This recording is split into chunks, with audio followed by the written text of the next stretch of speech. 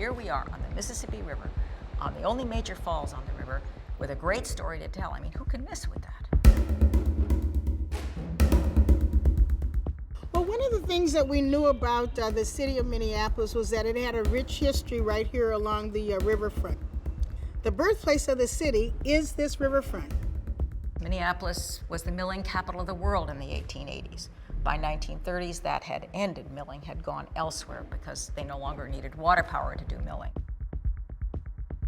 So the Minneapolis riverfront fell into decades of decline.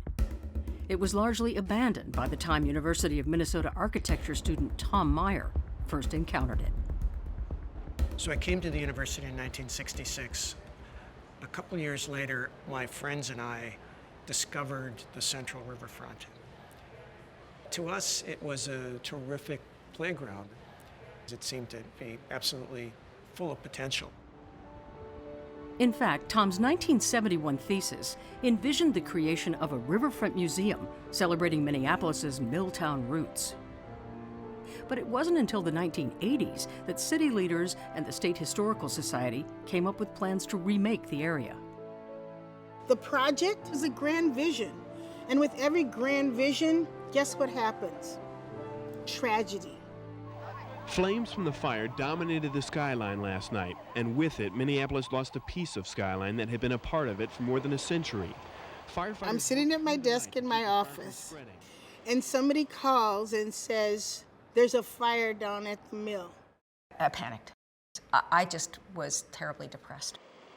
The fire burned overnight, and it wasn't until the next morning when I realized that there was something left that we needed to somehow move in and preserve what remained.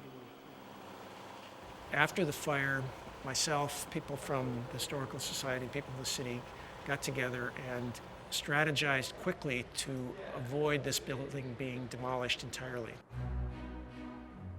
In that burned-out shell, the academic pipe dream Tom Meyer imagined 20 years earlier was finally to become a reality.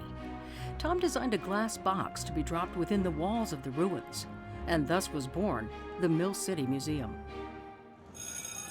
And what we have is essentially a freight elevator in which you ride through all the floors of the museum. For half a century, Minneapolis milled more flour than any other place in the world. And you actually have a sense that the mill has come back to life.